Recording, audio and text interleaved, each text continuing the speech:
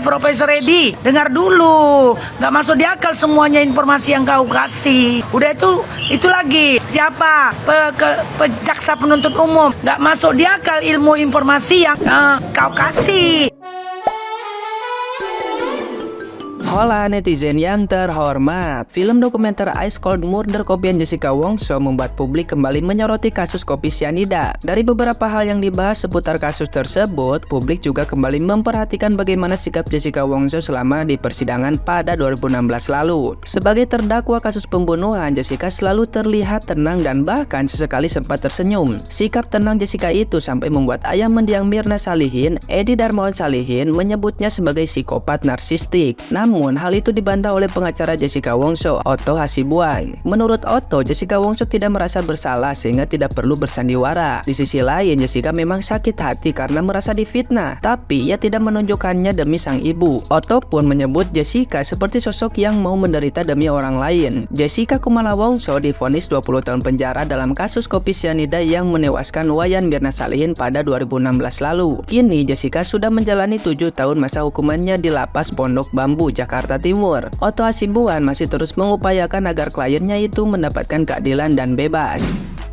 Seperti diketahui, banyak masyarakat menganggap bahwa Jessica tidak bersalah atas kasus tersebut setelah menyaksikan film dokumenter produksi Netflix tersebut. Otto ingin mengupayakan peninjauan kembali atau PK yang nantinya berujung pada 2 opsi, diterima atau ditolak. Jika PK ditolak, maka tidak ada pilihan lain kecuali Jessica menerima dan melanjutkan masa hukuman 20 tahun penjara. Meski begitu, Otto optimis Jessica segera bebas dalam waktu dekat. Ia mengungkapkan bahwa kliennya itu sudah beberapa kali mendapatkan remisi atau potongan masa tahanan karena berkelakuan baik di penjara. Namun, Otto tidak mencampuri urusan remisi tersebut karena merupakan kewenangan Kemenhumkam. Sebagai kuasa hukum, ia hanya berusaha memastikan bahwa Jessica mendapatkan semua haknya di dalam penjara. Nah, gimana nih menurut netizen yang maha benar? Silahkan berkomentar ya.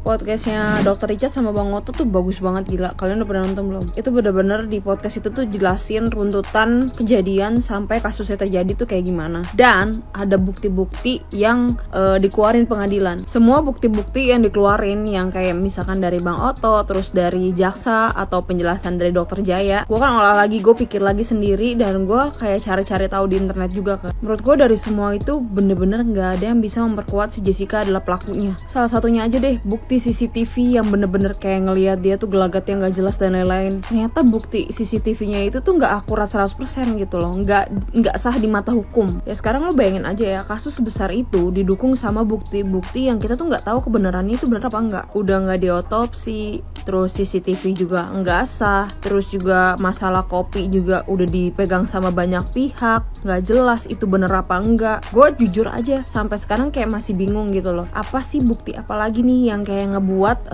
hakim itu tuh berpikir kalau Jessica itu adalah pembunuhnya. Sampai 15 hakim coy yang menentukan kalau Jessica ini pembunuhnya dan semua tuh sama gitu bilang 20 tahun. Apa sih gitu? Sebenarnya berdasarkan apa kalian membuat putusan itu gitu? Ini sorry ya tanpa menjelekkan pihak manapun, tapi emang bener-bener gue cuman bingung doang. Apa ada bukti lain yang disimpan gitu yang kita tuh nggak tahu dan nggak ada yang boleh tahu gitu. Coba kita rentetin deh ya dari pertama misalkan kayak CCTV ya. CCTV menunjukkan kalau si Jessica ini tuh gelagatnya aneh dan lain-lain. Dan CCTV tuh harusnya jadi salah satu bukti yang paling kuat gitu untuk cari pelakunya. Tapi kembali lagi ke buktinya itu sendiri. Hukum kan juga punya syarat-syarat atau ketentuan-ketentuan gimana suatu barang bukti itu dianggap sah atau tidak gitu kan. Makanya kenapa kalau misalkan ada satu alat bukti pasti tuh akan dijaga ketat banget biar nggak dikontaminasi oleh faktor lain gitu kan. Nah ini bisa-bisanya kasus besar dikasih CCTV yang kayak udah nggak jelas dari mananya gitu loh. Siapa yang edit, siapa yang ngambil, siapa yang ngebongkar. Kalau emang itu bener gitu CCTV-nya nggak diedit, nggak diapa-apain gitu, ya harusnya ada BAP dong, ditulis gitu loh. Kalau ini tuh dari VR ke flash disk atau dari VR ke hard disk kayak gitu. Ini tapi nggak ada gitu BAP-nya. Tiba-tiba udah flash disk aja. Itu kan berarti harus dipertanyakan kan, sah apa enggak itu bukti. Dan kalau misalkan secara hukum bukti CCTV ini udah nggak valid, maksudnya udah nggak sah, ya berarti CCTV udah nggak bisa dipakai, udah nggak bisa digunain, udah nggak bisa memberatkan si Jessica lagi gitu loh.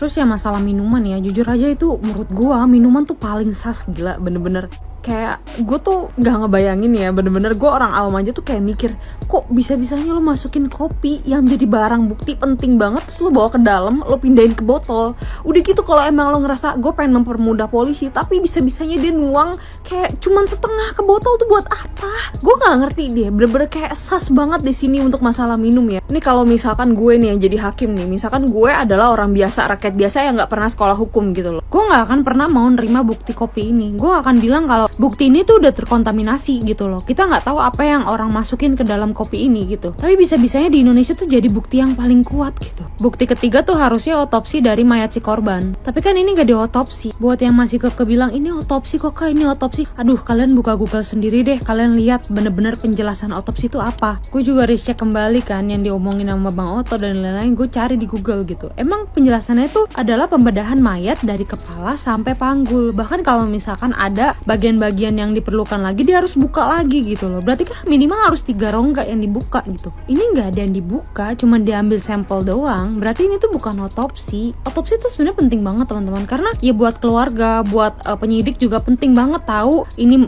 korban tuh meninggalnya karena apa gitu. Dan bahkan hakim tuh kalau mau mendakwa gitu ya, dia harus ngomong karena apa penyebabnya meninggalnya kayak gitu. Bukan berarti orang habis minum kopi cyanida terus pasti meninggalnya karena cyanida. Enggak juga. Makanya kenapa Jessica sampai sekarang nggak tahu meninggalnya karena apa kan? Buktinya dari semua hasil yang keluar nggak ada tuh yang menandakan Jessica tuh meninggal karena cyanida. Dari muntahannya, dari 70 menit pertama, bahkan dari setelah 3 hari dia meninggal pun nggak ada bukti kalau dia itu ada cyanida yang berlebih gitu loh, yang menyebabkan kematian. Nah berarti intinya apa Kak? Ya intinya berarti no autopsy no case gitu. Di mana-mana pun begitu. Di seluruh negara pun pasti memberlakukan hal yang sama gitu. Kasihan dong Kak yang jadi korban. Nah makanya kenapa pihak penyidik tuh harus kayak bisa berusaha membujuk keluarganya si korban ini loh, biar dia tuh mau diotopsi. Lagian otopsi itu tuh wewenang penyidik. Kalau misalkan dia emang harus banget ada otopsi, ya lo harus lakuin. Dan lo cuman bisa memberitahukan pihak si keluarga gitu loh. Keluarga bukan jadi penuntut, tapi dia berhak tahu. Udah itu doang. Nah kan apa gue bilang begitu dikertak kayak gitu dia langsung takut gitu kan. Itu yang membuat kita itu gimana gitu ya. Sebenarnya tuh netizen itu nggak mau loh yang katanya digiring-giring gitu. Kita nggak ada yang menggiring gitu. Kita memberikan respon atas apa yang kita dengar gitu. Kalau dari Netflix bilang gini itu mungkin cuma sekedar membuka wawasan kita.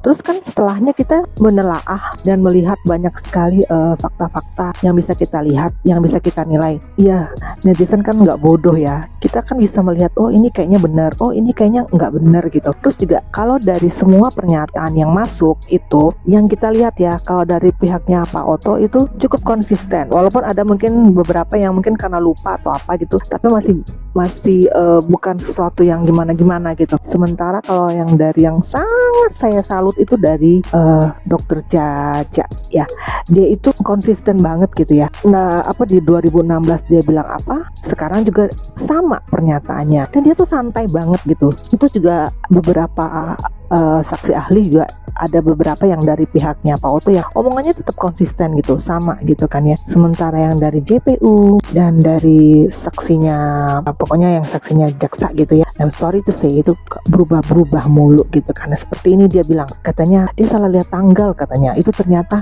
tanggalnya sama jamnya aja beda. Pertanyaannya, sebagai seorang guru besar hukum pidana itu kan harusnya dia, saya ini siapa lah ya, saya cuma ibu rumah tangga gitu ya, saya nggak ngerti hukum gitu. Tapi kalau saya misalnya memperhatikan kayak CCTV gitu kan, kita bisa lihat ya bajunya sama apa enggak. Apalagi itu kan CCTV diputer ulang-ulang. Aku rasa mungkin dia ngeliat aja sampai tenek-nek gitu, sampai bosen gitu ngeliatnya, dan pasti udah hafal. Oh waktu kejadian si Mirna pakai baju ini, si Jessica pakai baju ini, si Hani pakai baju apa gitu, itu pasti udah hafal karena saking seringnya diputer-puter gitu.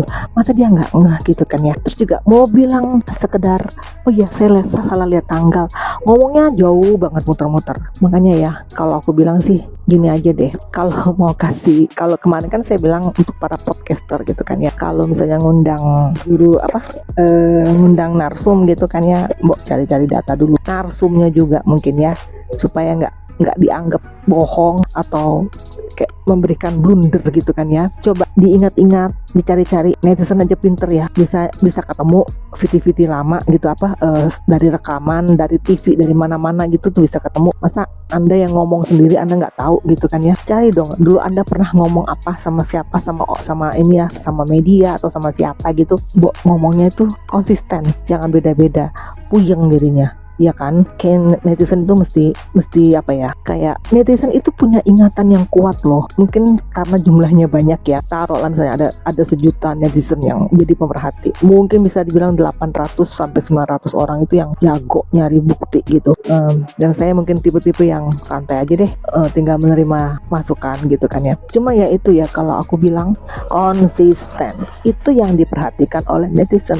Sepanjang lu nggak konsisten ya udahlah, siapa yang nggak konsisten ya itu yang dicurigai. Jadi bukan berarti hati netizen itu berubah. Hati netizen itu nggak pernah berubah gitu kan ya. Kita itu cuma mengikuti apa yang masuk akal untuk kita ikuti, itu aja ya nggak sih, ya kan?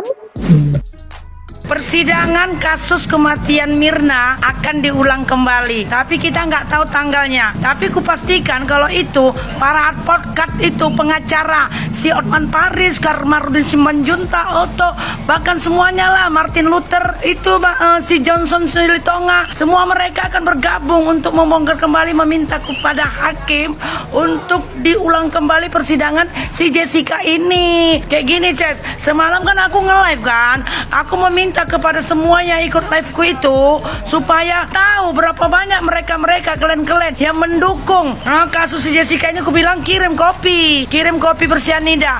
Aku nggak membutuhkan bunga ros, aku nggak membutuhkan hati, tapi banyak juga loh ngirim hati sama aku. Jadi aku bilang gini, hari ini semalam hari Senin kita mengumpulkan 200 gelas kopi sianida. Kalian kirim, wah kau kalian nggak sampai hampir 500 terkirim kopi sianida tadi dikirim. Itu si Bunga, si Kaisang, siapa semuanya lah, lupa aku namanya. Ada lagi dokter dari Bali, 200 bunga 200 gelas dia kirimkan untuk mendukung si Jessica ini, persidangannya yang akan diulang lagi.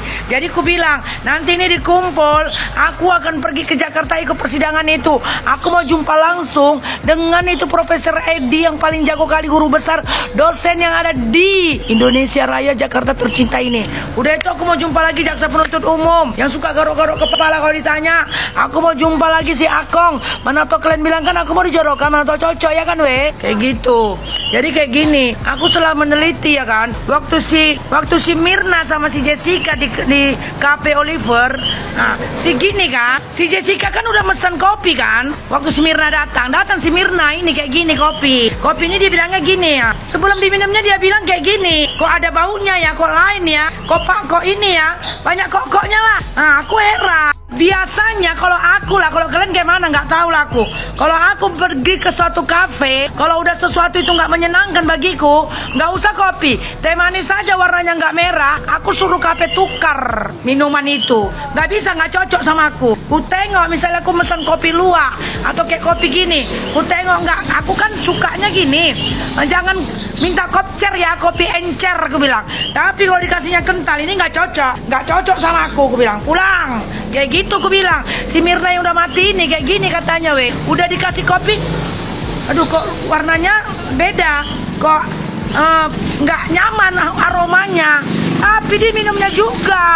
Terkadang kita harus sadar, kadang-kadang musibah kematian itu penyebabnya kita sendiri. Udah tahu apa, tapi nggak usah kita permasalahkan itu. Yang kupastikan kematian Mirna ini dipersidangkan kembali. Kalau si Jessica ini nggak terlibat, mana mungkin dia bisa sebagus kayak gitu membuat kematian si Mirna. Kerja sama siapa dia? Kan nggak mungkin ya kan. Kayak si Sambo dulu membuat si Brigadir Joshua mati, dia kan harus kerja sama dengan pembantu, dengan si Rika Rijal, dengan si Botak itu Kuat Ma'ruf, kan harus kerja sama. Jadi si Jessica kerja sama siapa? Kan nggak mungkin, nggak masuk di akal kan. Profesor Edi, dengar dulu, nggak masuk di akal semuanya informasi yang kau kasih. Udah itu lagi siapa jaksa penuntut umum, nggak masuk di akal ilmu informasi yang kau kasih. Masa kau bilang kalau minum kopi kayak gini